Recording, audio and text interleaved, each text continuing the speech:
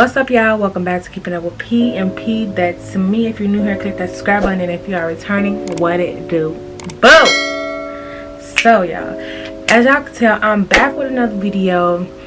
I was thinking of like maybe doing like a Greek aka Siri type thing, because I don't want to have so many videos about Greek stuff, but I also think that the information that I have is great information and valuable, and can be, you know, very valuable for other people. So as you can tell by the title of today's video, I will be talking about joining a sorority, a PWI versus a HBCU. What I will say is, before I even jump into this video, you should, this is where research comes into play. If you are in high school and graduating and you're about to go to college or whatnot, and you are looking and wanting to join a sorority or whatever school that you plan on going to, whether it's a PWI or whether it's a HBCU, make sure that that school has what you're looking for. You get what I'm saying? So that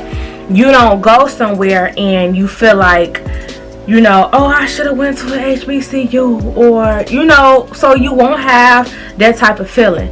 So I can speak, okay, so I'm gonna do a disclaimer because I can really only speak for myself, because I attended a PWI and not a HBCU. So this is from my point of view, because that's what I attended. So for starters, I'm not gonna lie, going to an HBCU was never something that really crossed my mind when I was in high school, and when I was, you know, like looking at colleges to attend and stuff like that. So it wasn't like a big thing of me going to a HBCU or whatever. I just wanted to go to a good college and, you know, further, you know, get a degree, further my education and stuff like that. So I wasn't really there for the HBCU versus PWI debate type thing. So as I said, I attended a PWI, and for me, of course, a PWI is very different than attending an HBCU. I will say that probably, you know, at a HBCU, you know, like the community, because it's, you know, HBCU for African American people, so the community is very different than a community there, you know, at a PWI, because like I said, most of the school, you know, is made upon Caucasian individuals and not African Americans. Not to say that the population of African American people is small, but of course it'll never compare to the population of Caucasians at PWIs, but that's just a given. So for me, attending a PWI and joining Alpha Kappa Alpha, I don't feel like I missed out on anything if I would have went to a HBCU. Honestly, me and the chapter that I belong to within Alpha Kappa Alpha, I don't think that I could see myself in any other chapter. Like, it felt like, you know, home. Like, I feel like how people feel at HBCUs and with their Greek life and etc. That's kind of how I felt about mine at my PWI. Like, I didn't feel like, you know, there wasn't like a sense of a black community, or I didn't feel like less of a black letter Greek org because I didn't attend a HBCU. So what I will say is, like I said, I went to a PWI, and my experience and me becoming a, you know, AKA at a PWI, I don't feel less of an AKA. I don't feel less, you know, less of and or, you know, not so much a part of a black, you know, Greek letter organization. Literally, I feel like my experience, like, I had a great experience. So I know that, you know, you have at HBCUs, you have everybody or whatnot on your yard and stuff like that. But although I didn't have everybody on the yard, there were still quite a few of us Greek letter organizations on the yard, but it didn't feel less of a, like, I guess, Black Greek community. I didn't feel less of, or I didn't feel like I was lacking anything, you know, because I was an AKA and I'm here at the PWI. I literally feel like experience is what you make of it. Like, just because somebody went to an HBCU, that doesn't mean that, oh, they're at a, you know, historically Black college, so they experience to become an AKA, a Delta, a Zeta, or whatever the case may be, oh, it's top tier. And that's not true, because some people might be like, I did not like at all my experience with becoming whatever they became when they became it. And some people might be like, oh, at a PWI, like, I wish I went to a HBCU because they didn't have the AKAs, or they didn't have the Zetas, or they didn't have the Deltas, or whatever the case may be. But I'm not going to say, like, just because you go to a PWI or just because you go to a HBCU, that doesn't make you more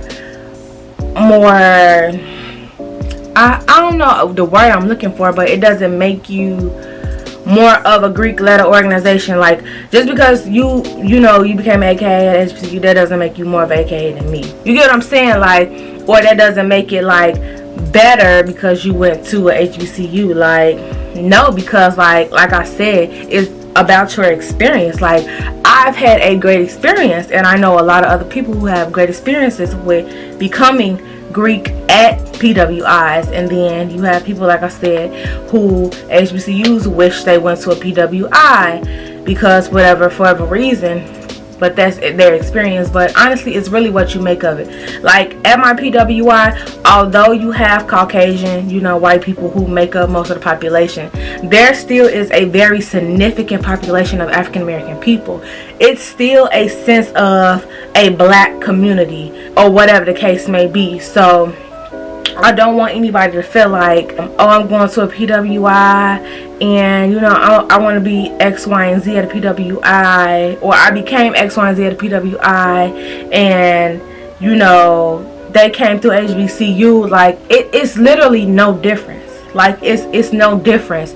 Yes, it's different environments because you have one designated type of school that's, you know, designated for African American individuals. Then you have a place where it's tailored for Caucasian people, but you do have a lot of more ethnicities. And don't get me wrong, I'm glad that I have went to the PWI that I went to. The relationships that I made, especially being a part of the chapter that I'm a part of, I wouldn't have it any other way. And that's just me being transparent. But I don't want people to feel like I need to go to a HBCU to become an AKA. No, you don't. But like I said, you should also do your research so that you know, like, oh, okay, this school ain't got AKAs. This is PWI, doesn't have AKAs. You know, weigh your options or whatever. I don't think I want to attend there because this is something that's really important to me, something that I really want, a goal of mine. And I know that if I attend here, I cannot achieve that goal doing that for years because they don't have what I'm looking for. So definitely be like looking, definitely be like, you know, up to speed about, you know, what that campus has, because now I am not even on the yard anymore. I have neos. My neos are on the yard, and literally now they're bringing, I didn't have deltas when I was down there. 6 years didn't have deltas when I was down there. Didn't have SG rows until what, I got in grad school. They had Zetas. Kappas were there, but they were there when my profiles were on the yard. I wasn't an AKA then. And then, of course, the Alphas always been there. The Qs always been there. We had IOTAs. We had IOTAs my freshman year. Once again, I was not a part of Kappa Alpha then, but there were IOTAs. And Sigmas. We had Sigmas. But due to, you know, unforeseen, you know, circumstances, when I came on the yard, there were only like Alphas, Qs, AKAs, Zetas. What else I say? There was Sigmas, and that was it. For women, you know, sororities and organizations, it was only between AKA and Zeta. And I feel like a lot of people thought that they wanted to be AKA or thought that they wanted to be a Zeta because that's what, you know, was there. Like, they only had 2 options or whatever. But now, you know, now that I'm not on the yard anymore, the campus is starting to get, you know, they have SG roles now. They're getting Deltas back. The Kappas are coming back. So, like, all of these organizations are coming back. And so now people have the options that are still there who are still interested in group letter organizations. But like I said, you just always still want to be sure and for certain that that place, you know, if it happens to be a PWI, you know, has, you know, what you want to pursue. And don't feel bad for going to a PWI and becoming an AKA, Zeta, Delta, Q, or whatever, because it makes you no different than people who went to a HBCU. No difference at all. Like, nobody has one up on you. You ain't underneath nobody.